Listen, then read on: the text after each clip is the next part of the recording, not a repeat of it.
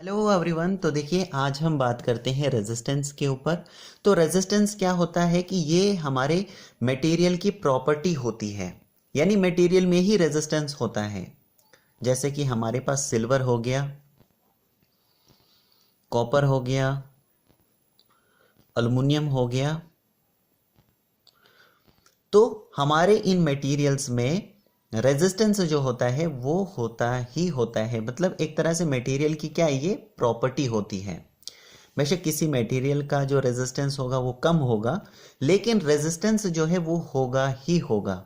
जैसे यहाँ पर हमारे पास सिल्वर है, तो सिल्वर में क्या होता है, सबसे कम हमें रेजिस्टेंस मिलता है, ठीक है। लेकिन सबसे ज़्यादा हम यूज़ किसको करते हैं, सिल्वर की जगह हम कॉपर को ही सबसे ज़्यादा यूज़ करते हैं, क्योंकि इसकी कॉस्ट जो होती है वो सिल्वर की ज़्यादा होती है, इसलिए हम कॉपर का ज़्यादा यूज़ करते हैं, ठीक है।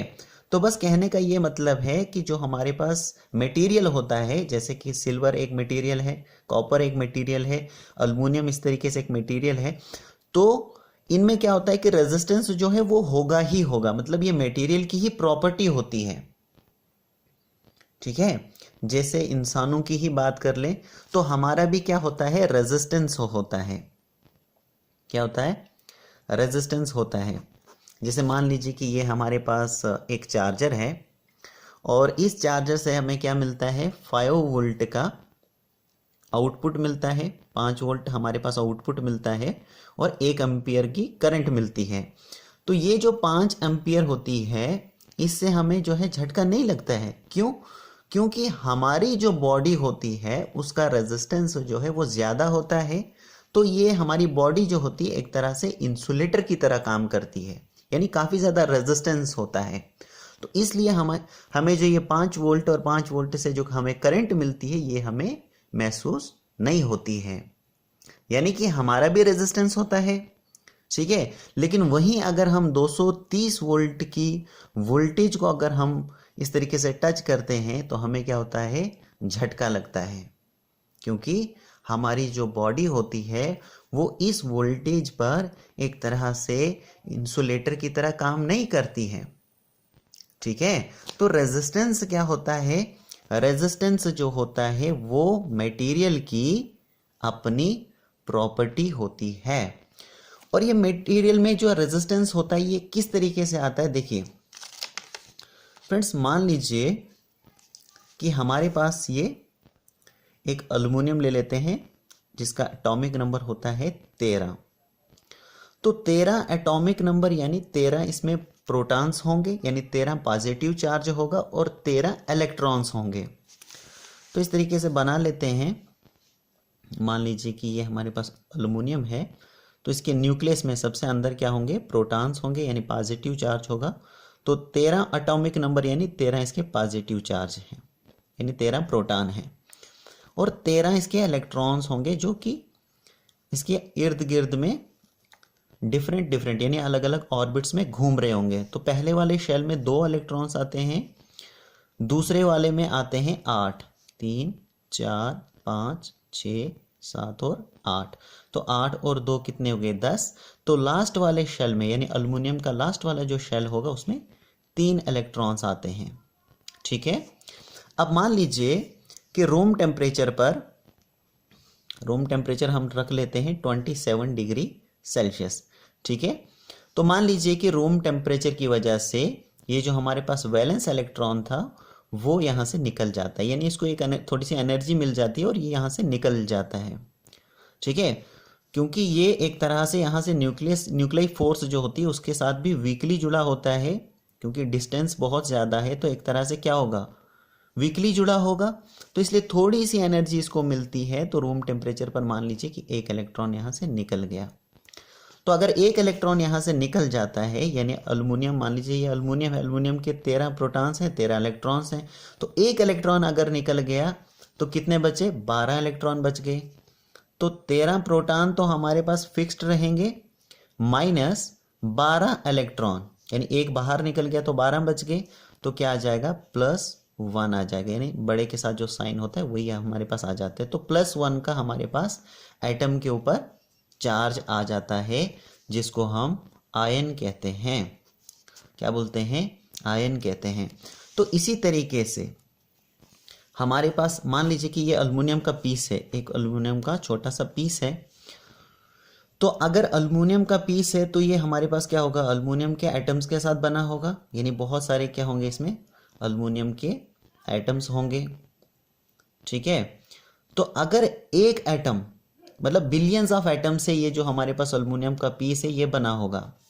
ठीक है, तो अगर एक एटम, एक इलेक्ट्रॉन यहां से निकलता है एक एटम से, तो एक छोटे से इस पीस में क्या होंगे, बिलियंस ऑफ इलेक्ट्रॉन्स होंगे। तो बिलियंस ऑफ यहां से क्या होंगे, मतलब बिलियंस ऑफ एटम्स होंगे। और एक इलेक्ट्रॉन अगर एक एटम से निकलेगा तो बिलियंस एटम्स क्या करेंगे, बिलियंस ऑफ इलेक्ट्रॉन्स रिलीज करेंगे, यानी बिलियंस ऑफ इलेक्ट्रॉन्स इसमें होंगे। अब वो जो इलेक्ट्रॉन निकलता है वो आगे दूसरे इलेक्ट्रॉन्स के साथ टक्कर खाता है, या फिर ये जो हमारे पास पॉजिटिव आयन होते हैं इनके साथ टक्कर खाते हैं। कह सकते हैं कि ये एटम्स के साथ टक्कर खाता है, यानी इलेक्ट्रॉन निकलता है पॉजिटिव आयन्स के साथ टक्कर खाता है। टक्कर खाने से क्या होगा, जैसे यहाँ पर मान लीजिए कोई भी चीज़ यहाँ पर आपने रखी है और दूसरी चीज़ यहाँ से इस तरीके से आके इसके साथ टक्कर खाती है। तो टक्कर खाने से क्या होगा, एक तरह से इसकी वेलोसिटी में या फिर स्पीड में क्या होगा, मतलब डिक्रीज हो जाएगी, कम हो जाएगी एक तरह से वेलोसिटी।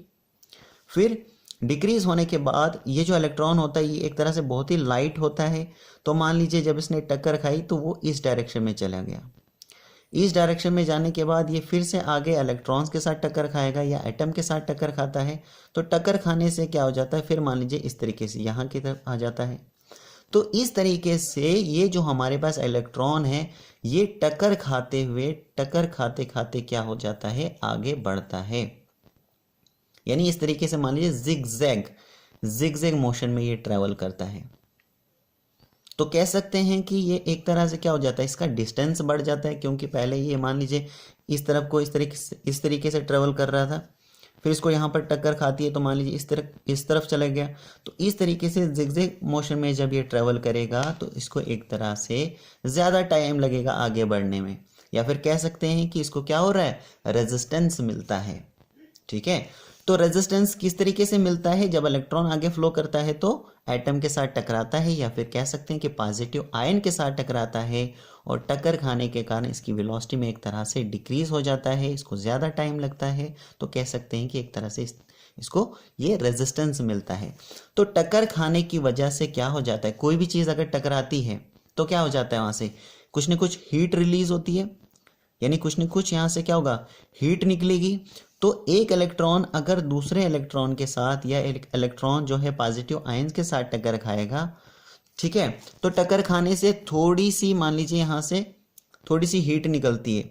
तो इतने सारे इलेक्ट्रॉन हमारे इस कंडक्टर में है, तो थोड़ी थोड़ी हीट जो है क्या हो जाएगा, मतलब इलेक्ट्रॉन जब टकराते रहेंगे अंदर से तो क्या होगा, हमने देखा होगा कि जैसे हीटर हमारे पास होता है तो हीटर की तार देखना अब थोड़ी देर के बाद क्या हो जाती है, हीट अप हो जाती है।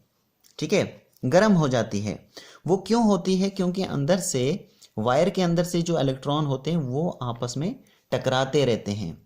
इलेक्ट्रॉन इलेक्ट्रॉन्स के साथ टकराता है, या फिर पॉजिटिव आयंस के साथ टकराता है, या फिर कह सकते हैं कि इलेक्ट्रॉन एटम के साथ टकराता है, या फिर पॉजिटिव आयन कहिए। ठीक है, तो टक्कर खाने की वजह से क्या हो जाता है, यहाँ पर हीट जो है वो धीरे धीरे धीरे धीरे वायर गर्म हो जाती है हमारी। ठीक है, तो उसका रीज़न यही होता है। ठीक है, तो अब देखिए ये जो रेजिस्टेंस होता है ये हमारे पास होता है डायरेक्टली प्रोपोर्शनल टू लेंथ के, यानी कि अगर एक वायर लोगे आप, मान लीजिए कि 2 मीटर की वायर है और इसका रेजिस्टेंस है 2 ओहम का। ठीक है, तो अगर वायर की जो लेंथ है उसको आप डबल करेंगे, मान लीजिए कि 4 मीटर आपने लेंथ कर दी, तो यहाँ से रेजिस्टेंस भी डबल हो जाएगी, यानी 4 ओहम हो जाएगा। ठीक है, तो रेजिस्टेंस क्या है, लेंथ के डायरेक्टली प्रोपोर्शनल होता है। और अगर लेंथ को आप डिक्रीज करोगे, वायर की लेंथ को डिक्रीज करोगे तो रेजिस्टेंस भी डिक्रीज करेगा, और लेंथ को इंक्रीज करोगे तो रेजिस्टेंस भी इंक्रीज करेगा। ये इसका मतलब होता है डायरेक्टली प्रोपोर्शनलिटी का। और इन्वर्सली प्रोपोर्शनल होता है एरिया के। तो ये जो एरिया होता है, यानी वायर का जो एरिया होता है, ये डिपेंड करता है कि हमें कितनी करंट जो है, कितनी करंट की हमें ज़रूरत है। ठीक है, उसी हिसाब से हम एरिया को यूज़ करते हैं, यानी वायर का एरिया उसी हिसाब से हम लेते हैं। मान लीजिए कि हमें करंट की मतलब ज़्यादा ज़रूरत नहीं है, तो हम क्या करेंगे, एरिया कम लेंगे, वायर का जो एरिया है उसको कम लेंगे। तो एरिया जब हम कम लेंगे तो यहाँ से देखिए रेजिस्टेंस इंक्रीज करेगा, और अगर वायर में रेजिस्टेंस ज़्यादा होगा तो इलेक्ट्रॉन्स जो हैं उनको फ्लो करने में दिक्कत आएगी, है ना। जैसे कि अभी हमने समझा, यहाँ पर इलेक्ट्रॉन को ज़्यादा प्रॉब्लम होगी आगे बढ़ने से, तो हमें करंट जो है वो आगे कम मिलेगी। इसी तरीके से अगर हमें ज़्यादा करंट की ज़रूरत है तो हम क्या करेंगे, वायर का जो एरिया है उसको इंक्रीज़ करेंगे, और वायर का एरिया अगर हम इंक्रीज़ कर देंगे, यानी मान लीजिए इतनी मोटी हम तार ले लेते हैं, ठीक है, तो जब हम एरिया ज़्यादा लेते हैं तार का तो क्या होगा, रेजिस्टेंस जो है इसमें कम हो जाएगा। यहाँ से देखिए फॉर्मूले से रेजिस्टेंस कम हो जाएगा, तो अगर रुकावट कम मिलेगी हमारे इलेक्ट्रॉन्स को तो वो आसानी के साथ यहाँ से फ्लो करेंगे, जिसकी वजह से हमें करंट जो है वो क्या मिलेगी, ज़्यादा मिलेगी। समझ में आ रहा है। और यहाँ से देखिए इसी फॉर्मूले से जब इस डायरेक्टली प्रोपोर्शनलिटी को हम यहाँ से हटाते हैं तो एक साइन हमारे पास जुड़ता है, या फिर एक कांस्टेंट जुड़ता है जिसको हम रो बोलते हैं, रो एल अपान एरिया। और ये जो रो होता है इसको हम बोलते हैं स्पेसिफिक रेजिस्टेंस।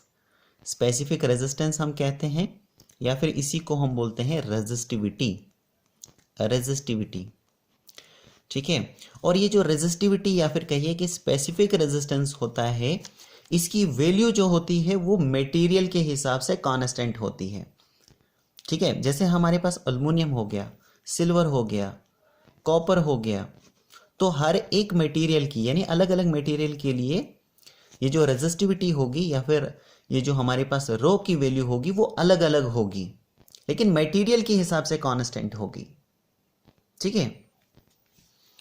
और ये मटेरियल पर डिपेंड करेगा। मान लीजिए कि हमारे पास ये जो एक कंडक्टर ले लेते हैं, मान लीजिए एक हमने कंडक्टर ले लिया, मान लीजिए कि हमने फ्यूज़ ही ले लिया, ठीक है। तो फ्यूज़ की जो वायर होती है ना वो बहुत ही पतली होती है, तो मान लीजिए 1 सेंटीमीटर इसकी लेंथ है और 1 सेंटीमीटर स्क्वायर इसका एरिया है, तो ये क्या है, एक तरह से नेग्लिजिबल है, ना के बराबर है। तो आर बराबर यहाँ से क्या हो जाएगा, आर बराबर रो के हो जाएगा, क्योंकि ये लेंथ और एरिया क्या एक तरह से नेग्लिजिबल हमने ले लिया, तो आर बराबर हो जाएगा रेजिस्टिविटी के, ठीक है।